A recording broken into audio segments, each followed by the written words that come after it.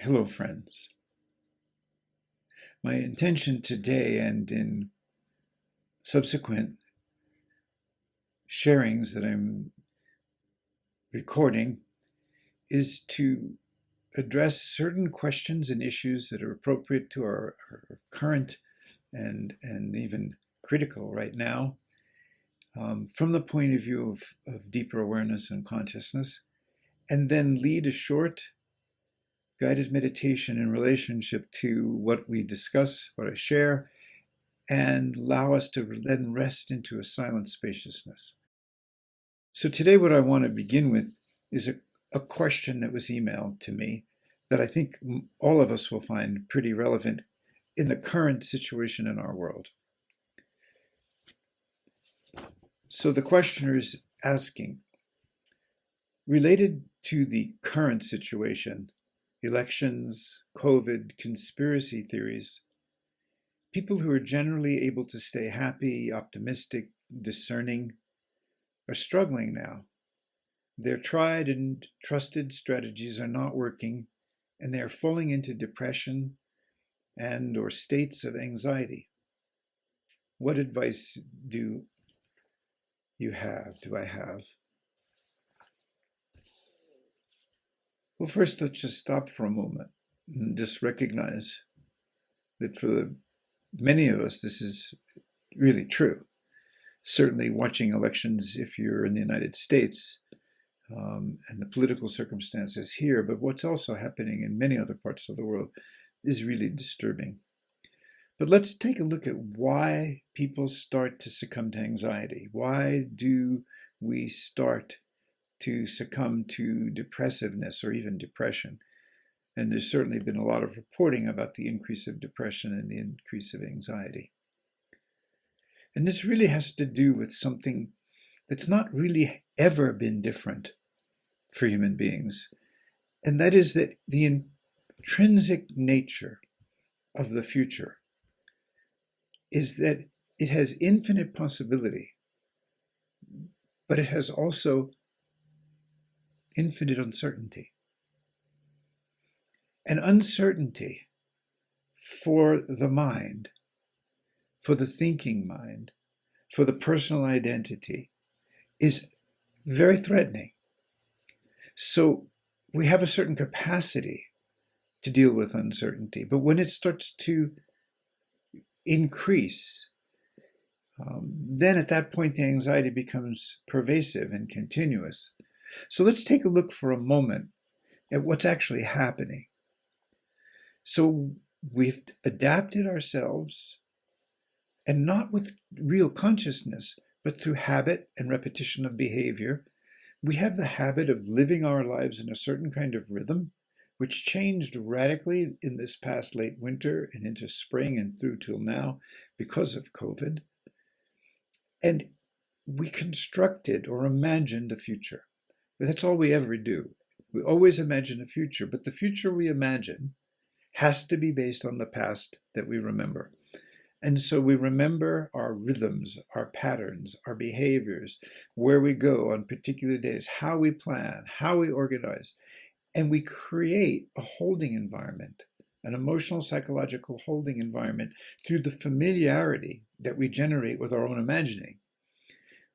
A year ago, June, I think I did a video which you can find on my YouTube page. It's called When the Future Gets Stolen, and it's literally prescient. The future for many of us now is not only stolen, but tremendously uncertain. The political environment has changed in ways few people could have guessed at even a few years ago. So what is the nature of depression? Depression is trying to, let's say, use energy in a way you can no longer use energy, and then beginning to not use it at all. Energy that's not used, psychic energy, imaginal energy, the way we organize ourselves, plan for the future, feel into our day based on what we've known, all of our familiar rhythms, like I just said, that energy is suddenly interrupted because we are addicted to living in time. It's the nature of me, ego level consciousness, and the kind of mind that functions. And you think that many people who are very high functioning have very good critical thinking, but when they reach a threshold, when certain people reach a threshold where the anxiety is continuous and where there's no clear sense of having any capacity or power to change what's going on, we start to manufacture thought structures or belief systems. And among those right now are these conspiracy theories and the QAnon kind of movement that's spreading not just in the United States, but is present in Europe right now and in Germany. Well, Germany, because I spoke to a friend recently who was talking about it. So energy not used becomes dark, becomes morbid, starts to lead to depression. But the energy you're not using is the ability to actually presence in yourself right now with what's actually happening, what you're actually experiencing, what you're actually sensing, what your ears are reporting to you, what your eyes are reporting to you, and what your body is constantly reminding you of with every heartbeat, with your breath. There is only now. And if you're going to put your mind into the future, then there are some very important things. You're not going to put your mind in the future. It's going to do that. So then ask yourself, am I putting my mind into the future in a way that is productive? Or is the way that I'm imagining the future and the uncertainty of the future causing me to become muddy, dark, anxious, afraid? And if it is, then you have to make a very clear choice. If there's something you can do right now, what is it that is yours to do? Right now, what is it that is yours to do? And then you act on that, because the mind will help you answer that question. It will say, well, what is mine to do right now? All right, I'll go out into the garden if you have a garden, or I'll make some flowers, or I'll cook some food. And maybe that's what you've been doing to cope and adapt. But it doesn't matter that it's what you've been doing. It's that you are doing something useful, self-regenerative, using your energies. Or if you just simply sit down and listen to music, or you simply take an instrument that maybe you play it occasionally and you play it a little more, or anything that is yours to do right now, including getting on social media, getting on Skype or Zoom and engaging with people, connecting with people. But don't then indulge the future fear, the future uncertainty, because it doesn't serve you. So what is it that is yours to do right now? What are your senses reporting to you right now? As soon as you ground back into the present moment, that anxiety subsides, that fear generated by uncertainty subsides. Then you do not have to create something like a belief system based around something that's not factual, as in the conspiracy theories. Because what we do with our minds when we create something like, we lose our critical thinking, we go to a belief in something like a conspiracy theory, and that activates a certain emotion that we recognize in ourselves.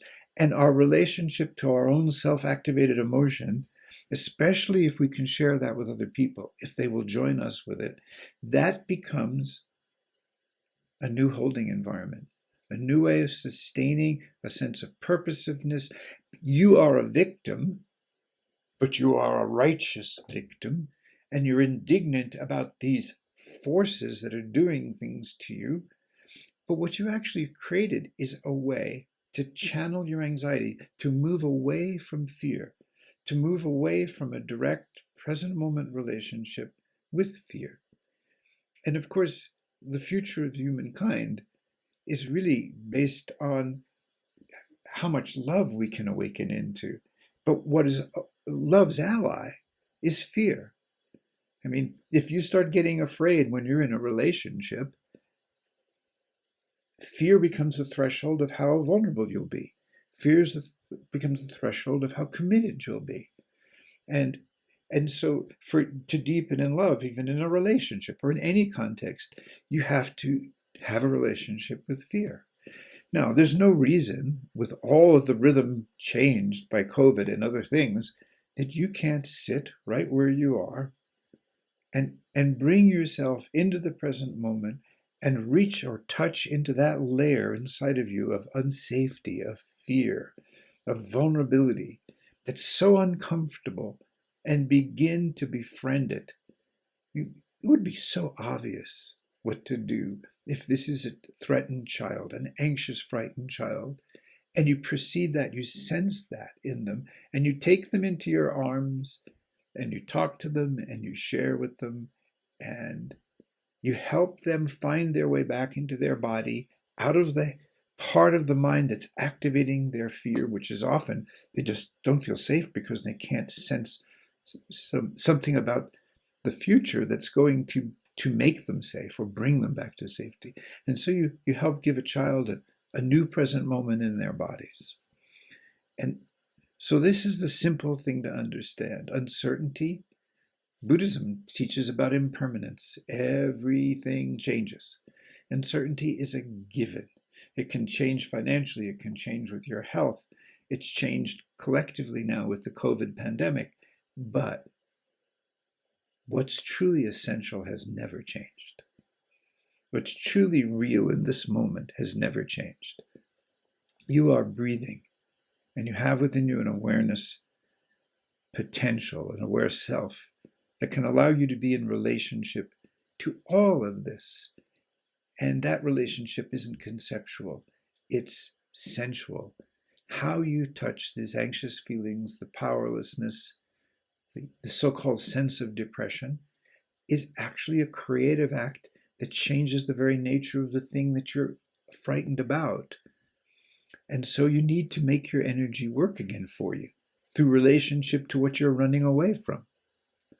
You need to allow yourself to make your energy activate by dropping into a relationship with the anxiety, with the fear, because this will actually increase your potential to start returning to critical thinking, rejoicing in the moment, beginning to discover gratitude, and not be the victim of external circumstances.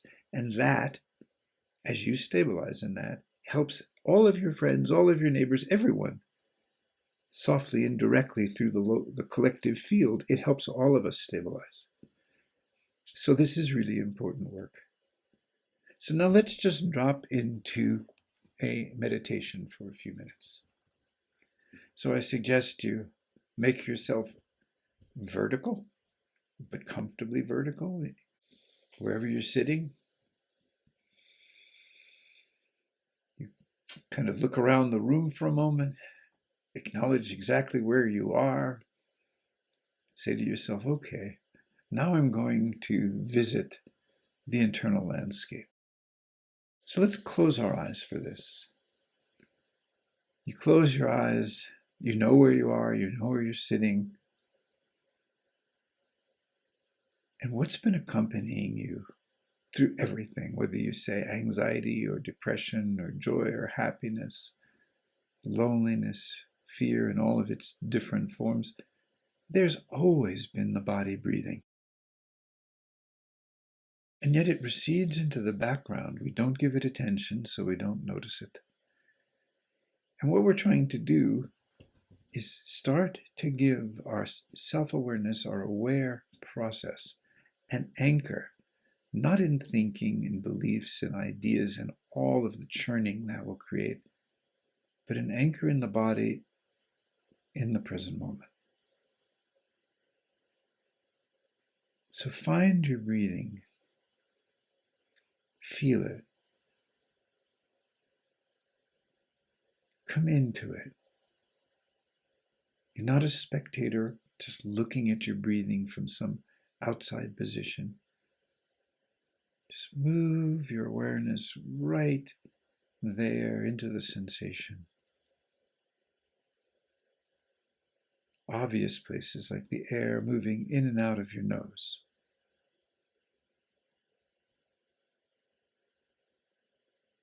The chest lifting and expanding as you breathe in, and then softening and sinking as you breathe out.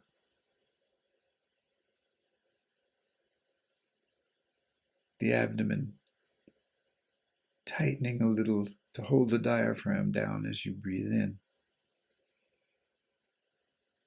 And then relaxing as you breathe out.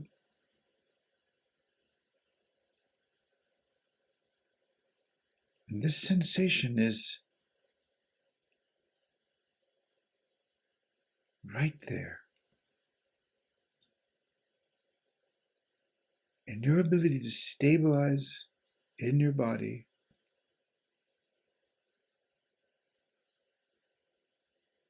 with the immediacy of the sensation of your breathing starts to let the other dynamics of the mind quiet and recede a little bit into the background.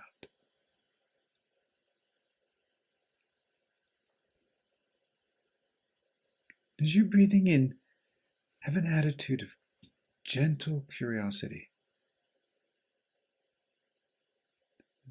The change of temperature in your nose, the rise and fall of your chest, the tightening and softening of your belly.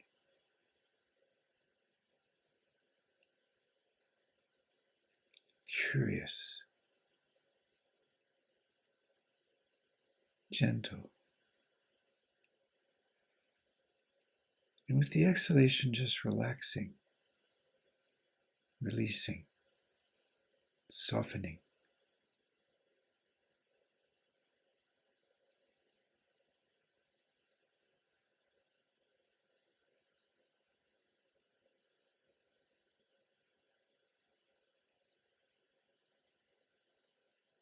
Breathing out and relaxing and releasing as if you can put space between the cells of your body. That there's a spaciousness in your body.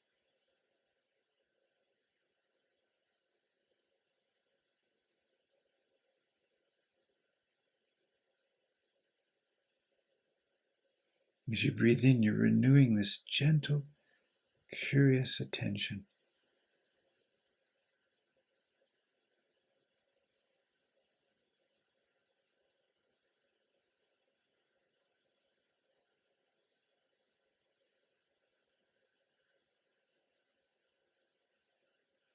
And when the mind starts thinking, because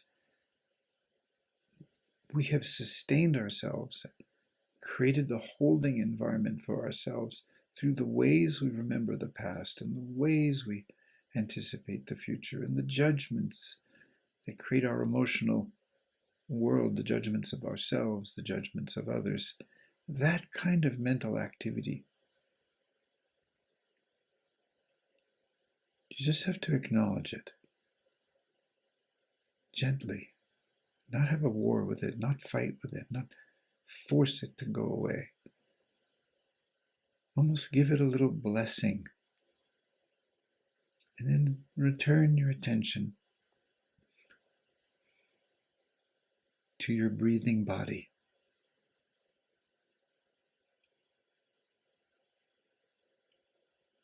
What's actually happening right now? Nothing that you're thinking about is actually happening right now.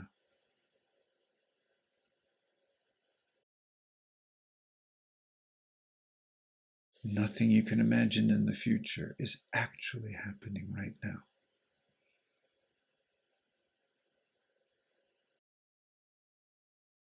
Nothing remembered from the past, positively or negatively, none of that is actually happening right now.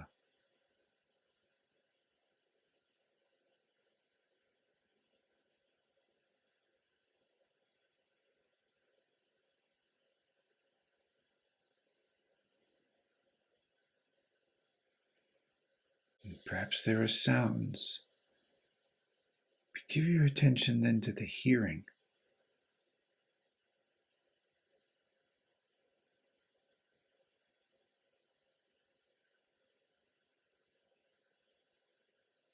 Breathing in, aware of your body,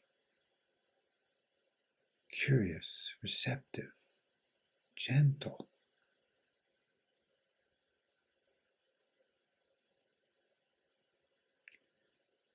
Breathing out and just relaxing.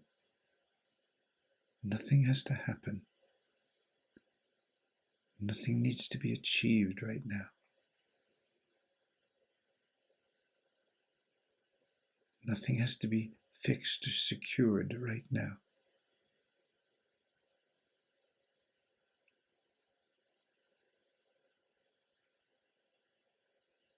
What is actually happening right now?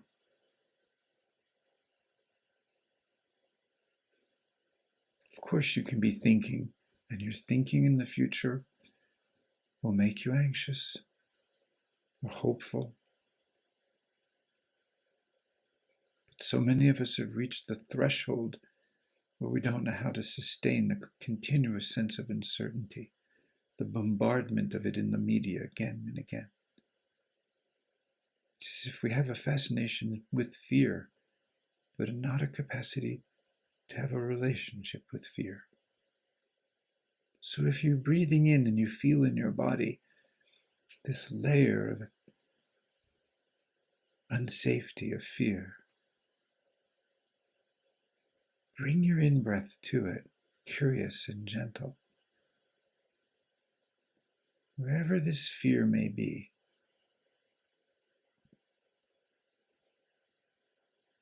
just touch it softly. Hold it like a scared child, tenderly, gently, patiently. And as you breathe out, relax having to fix anything, let go of agenda. Just sink into a greater spaciousness.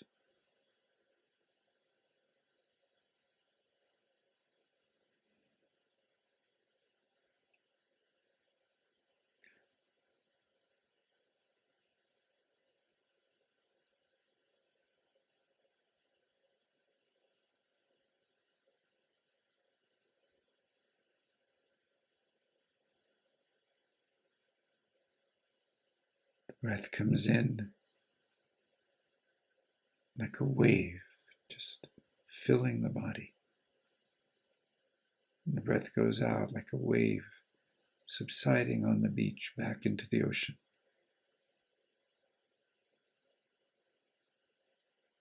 Filling and subsiding.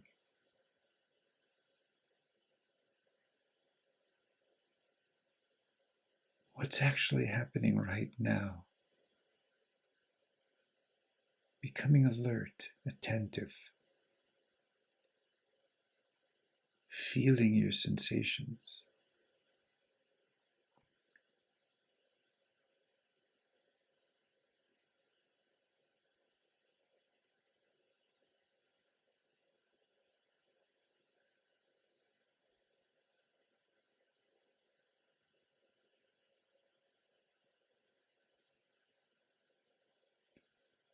So you start to rest in a deeper ground in yourself.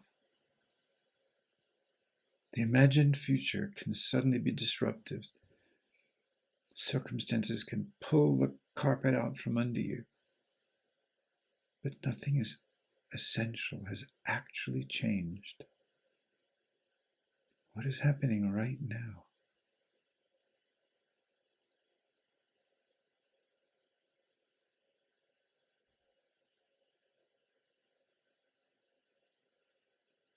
What is yours to do right now?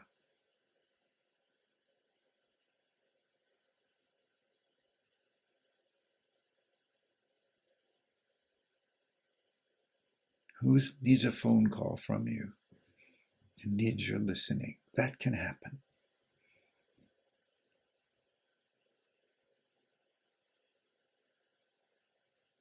There's so many things that you actually can do right now that aren't what you would have done in the disruptive rhythm from the past, but you can create a new sense of holding and balance and groundedness in yourself right now.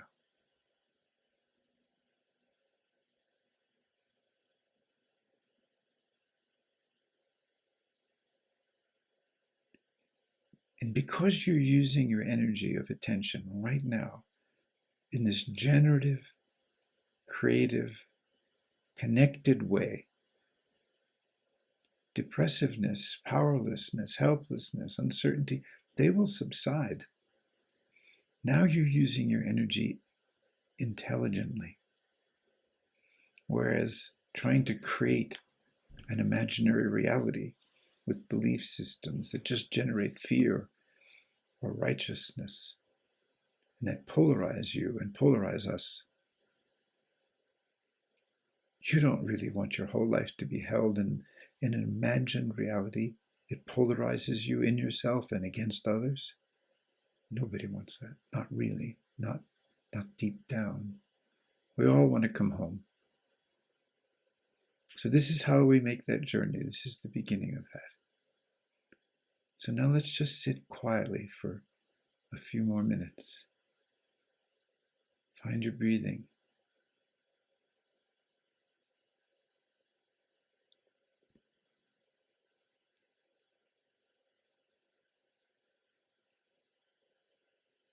Alert, relaxed, softening into spaciousness.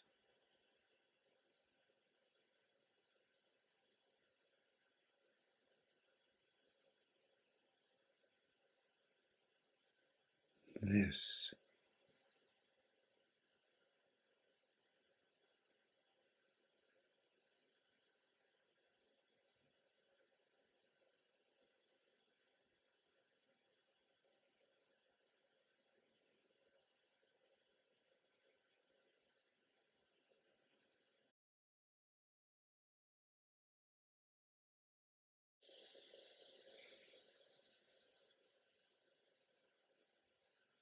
Blessings, friends.